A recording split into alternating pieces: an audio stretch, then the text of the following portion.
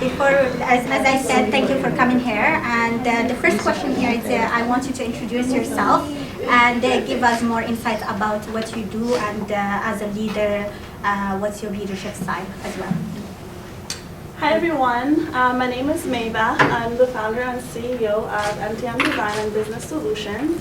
And what we do is we're a consulting agency that bridges the gap between business and design. So essentially, our whole goal is to help scale startups and existing companies through our 3 different divisions, which is business solutions, digital media, and architectural rendering. So we can go from creating clients' business plans to developing websites down to developing the concept of their residential or commercial project.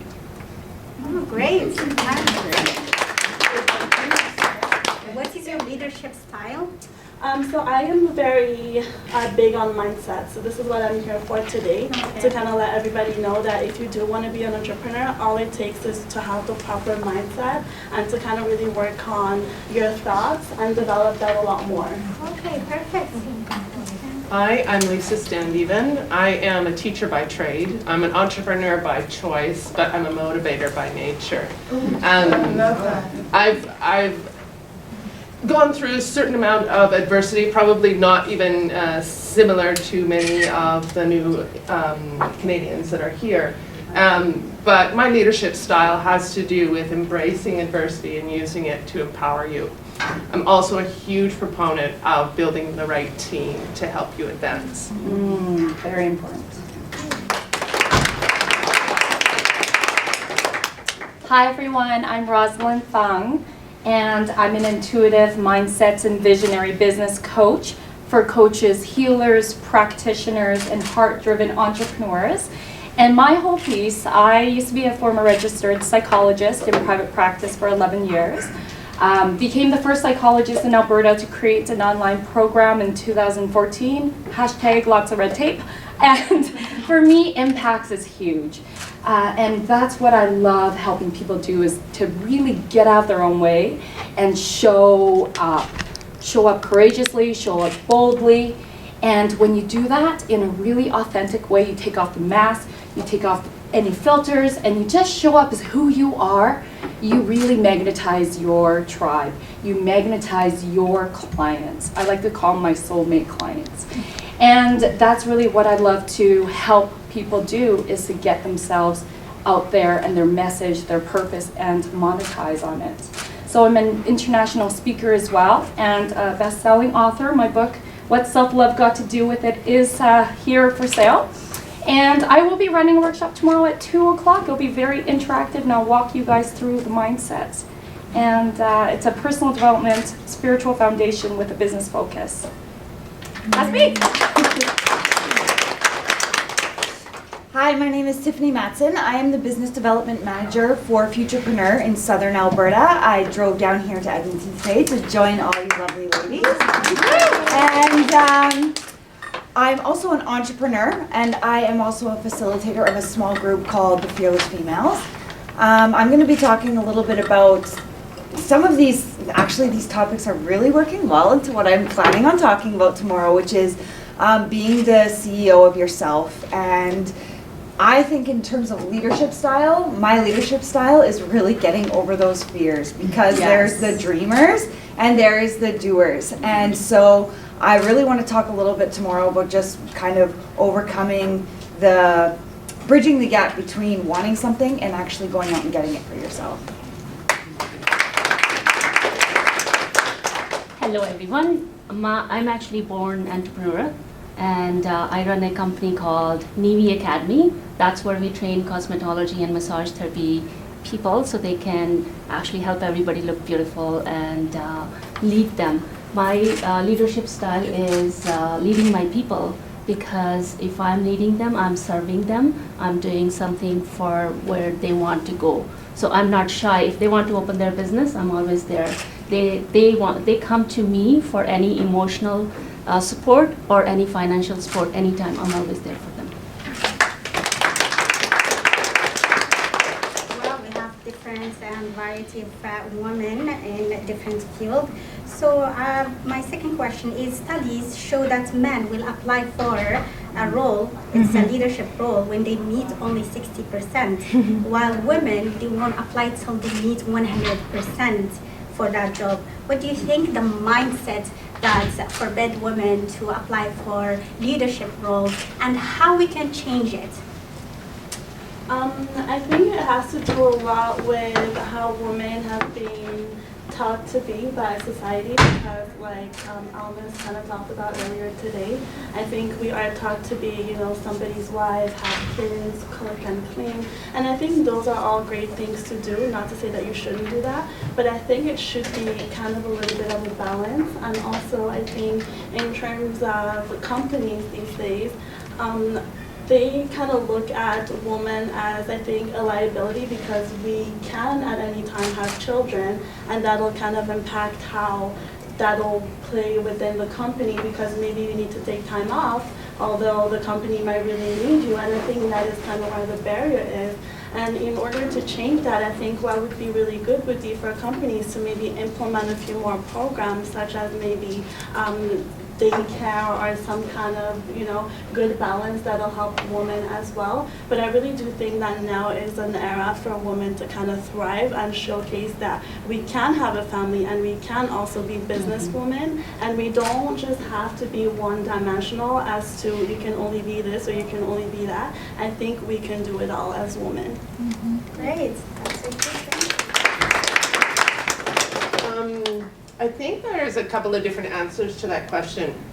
Well, I think one of the things that we need to be mindful of is the concept of perfectionism. We always, as women, tend to feel that we need to have it all mastered in order to even venture into that arena. We won't step in there if we're not quite 100% confident that we have mastered that skill. I think also there's a concept of courage. We go into the corporate world and we just assume that because we have children or because we put value on family, that the corporate world or our bosses or whoever is our higher up doesn't hold that same value. So I'm just going to give one example. So I, as I said, was a teacher for a while, and I moved into a position of leadership. And I really loved my job, and it was very, very challenging. And just as I signed my second year in that leadership position, I found out that I was pregnant. And my boss said, "Where should we put the playpen?" And truthfully, and he male, not a female, a male boss said, "Where shall we?" And at the end of the day, I did not stay. But that is a tribute to the readiness for the corporate world to welcome women and families into that position. I love that. So I am speaking from the entrepreneurial space versus the corporate space, because my familiarity is through the entrepreneurship. And who is in my tribe are men who are very heart-driven, very conscious.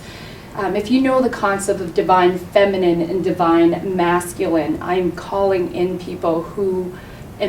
women, we all have feminine and masculine energy, and it's finding a harmony within ourselves to bring out our voices. And I see that for women, we really, in general, struggle with confidence. And confidence, by the way, is really different than self-worth. Confidence is your belief in yourself to do something well. And self-worth is about how you hold yourself, the value you hold of yourself. And those two get interchanged like they are the same thing, but they are not, right? And so remembering that confidence is really about capability, and I really believe we just need to believe in ourselves even more, know our value, know our worth, and then confidently take action aligned with what we want. And I love what you said, Lisa, about having men who support us in those movements, men who are very heart-driven, who are very tapped in to their heart space, because it's when they're there, that's how they raise the vibrations of of the universe, of the world, and support women to move into this more conscious world. That's my answer. So before I kind of got into the entrepreneurship ecosystem and helping entrepreneurs get started, my background was human resources and primarily in recruitment.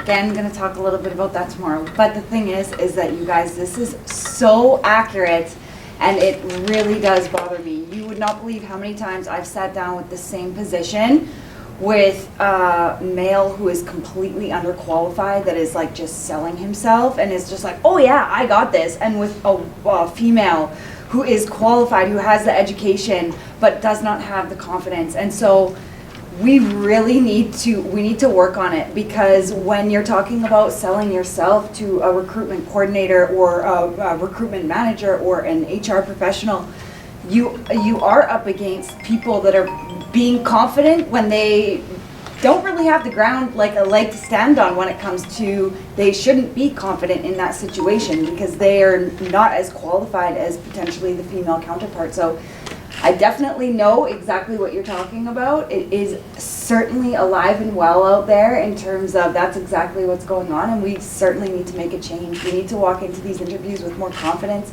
and more self-assurance, like we're capable of getting it done. Look at the things that are thrown at us all of the time and we swing with it. One more thing, sorry. Something that's really interesting where we're talking about these companies or politics where we're implementing a certain amount of females that are required. And I was at a conference for Innovation Week Calgary last week, and there were some people that were kind of discussing, well, is this okay? Should we be doing this or should we not? Like, don't we just want the most qualified applicant? And that's our subconscious telling us that the most qualified applicant is a white, middle-aged male. And that is not accurate. And we have to stop allowing our subconscious to give us that answer, that women feel that they need to justify more than our male counterparts. We don't. We are just as qualified as them. They don't need to make a space. They're not taking away any opportunity. It is our subconscious that has been trained for years and years and years and years to believe that that space is theirs. I'm going to wait. Actually, can I just back up? There's a book called The Confidence Code that does all this research on women and men in the corporate world, and that's exactly what it's about, is that women are actually a lot more qualified, but because men can sell themselves more confidently, even though they're not as qualified, get the higher positions. Yeah. And also just it's our view in the world, like North American view of a very particular set of people that is kind of controlling the corporate world. Yes. And we need to shift that. When you're talking about entrepreneurship specifically, 80% of businesses fail within the first 2 years. But more diverse teams create better businesses and they succeed more. More diverse teams as far as different ethnicities, as well as having females and male teams together. So really, what's failing here? Somebody needs to do a study. What's failing? Who's the 80% that is failing? Maybe they're not the most successful. Maybe they're not the smartest on the block always necessarily. Sorry. That's Sorry. okay. Get a little passionate there. Well, they all stole my answer. Well, that's true. Even myself, coming from India, I have seen that the women, like they need to stay home where men goes out and do work. And when I even came here, I didn't have anything, but my husband goes like, okay, you stay home and I'll go work. Why? Because you have kids, right? Mm-hmm. So we take that responsibility, and we are perfectionists. We want to create something so perfect that we have to wait until it's 100%. Again, with men, 60%, hey, I can do it. I can bullshit my way through. But with us, it is, right? It's true. But same time, actually, I'll say, thank God to that 60%, because we stay home and we create businesses. Because of us, we create businesses, and that's where we go out and create. But it's interesting as well when you think about the perfectionism. We are perfectionists as well at home. Yes. And that's why we're like, okay, you know what? Oh, the kids have soccer, and I know nobody's going to go and pick them up, so it's going to be me, right? Yeah. So we kind of, we apply that perfectionism to ourselves even at home. Yeah. there's a value in that, but when we impose it and sacrifice that courage, that's where we do ourselves a disservice. Well, even myself, right? I have 2 kids and cosmetologist and massage therapy. So I actually opened business from my basement and start driving school bus so I can take my kids with me so I don't have to leave them at daycare, right? And look where I am. I'm actually running a multi-million-dollar cosmetology school right now. So it's right? That's great. This is how to change mindsets. You can take their advices to change your mindset and be one of the business leaders successful out there. So the next question is, what has prepared you the most for leadership roles that you had? I think what has prepared me the most, and I think a lot of people will assume that I'm going to say education, but I don't think that is it at all, because I actually, I did a bachelor's degree and then I did an MBA, but I kind of dropped out of it. But I was very, very close, and I think what really led me to become a leader was realizing that I wanted to inspire people. And when you kind of lead by example, people see what you're doing, and it really makes them think about what they're doing and how they can also follow their dreams. And I think, to me, it's all about leading by example and doing what you think you want to do or what you know you want to do, and really not fearing that, because I think that a lot of us are kind of afraid to do things, and I know I was like that because I had a corporate job for a very long time until I decided that I didn't want to do it anymore. And the funny thing is, I actually did not have a plan when I quit my job. I just knew that there was another purpose for me. And I really do think that that purpose for me is to be in entrepreneurship, and being a successful entrepreneur will lead people to also want to follow their dreams, especially the ones who do want to be within that field. Oh, that's great. Catherine? I think the greatest teacher for me has been adversity, and having grown up a poor Canadian, but I was very poor as a child, and then kind of become an average Canadian, let's say, and having faced adversity and having a workplace accident that caused me to become part of a visible minority, and so just that in itself made me really give thought to, what am I doing here? What is my purpose here? Is all of this for nothing? Is this all of this for something small? Am I supposed to live small? And I think adversity teaches us that not a single one of us is here to live small. When we live through adversity, regardless of how it looks, regardless if mine looks like yours, when we live through adversity, it teaches us that we have something important to share. Our story has value to the world, and your story, although it may not resonate with me, is going to resonate with somebody, and what you have to teach is so, so important, and what you have to offer is so valuable, that if you can just embrace that and find that courage to get through that tough part and get through the difficulty that you're maybe currently living through, so that you can find that courage to share it, it has such value. Great. I think I'm just gonna tag on to what you guys are saying is, it's not the education. Like, you can be educated up the yin-yang, know all the theories, know all the structures, know all the systems, but at the end of the day, it's the psychology of the CEO, the psychology of you, it's personal development. And you will see, if you follow me on Facebook, I know some of you do, or on social, I preach deeply about personal work, the heart's work. It's the hardest work in the world, but it's also the most rewarding work. You know, every time you up level, guess what's going to come up? Your shit, right? Your limiting beliefs, the perfectionism, the comparison trap, the I'm not enough, the I'm too old, I'm too young to do this, all of that stuff. By the way, I'm going to walk you through that in my workshop tomorrow, how to get out of your own way.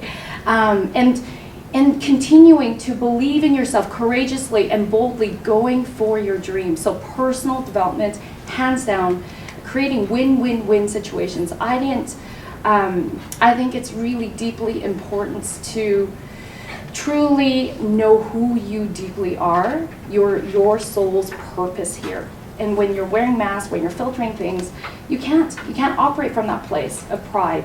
You gotta let go of the ego and be vibrating at a higher level. And I'll show you guys that tomorrow. 2 o'clock.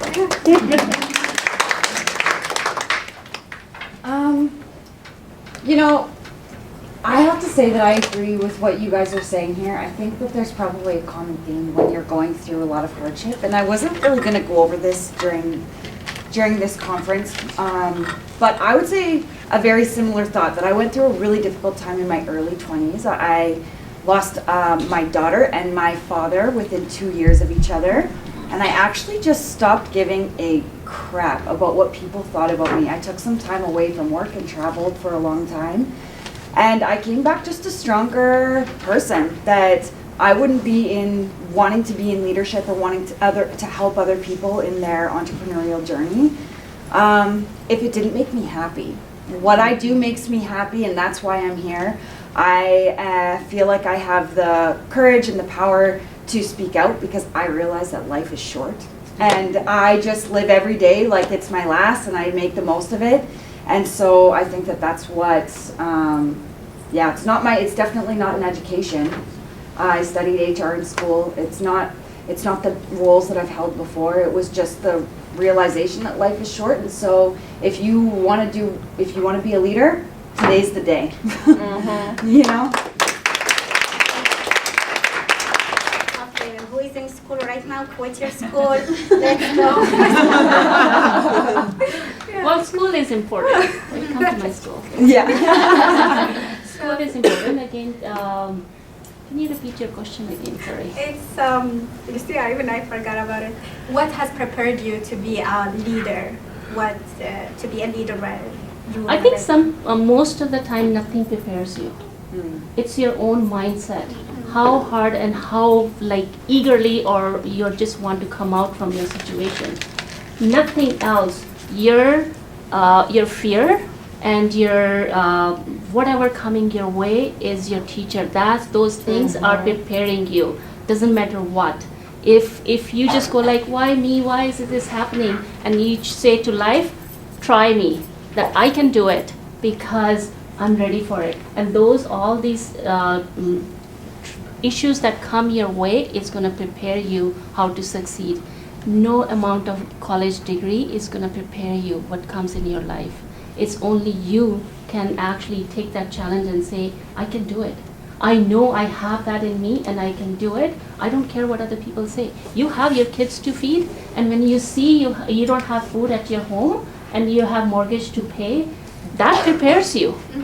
Those challenges actually prepares you, nothing else. Nothing else can prepare you. So all I'm saying is come out from your fear and do whatever you have to do. Forget about the world, what they're gonna do anything, because at the end they'll just go she made it, yay, I was with them. But you know what? You're the one who's gonna do it. So. Yeah.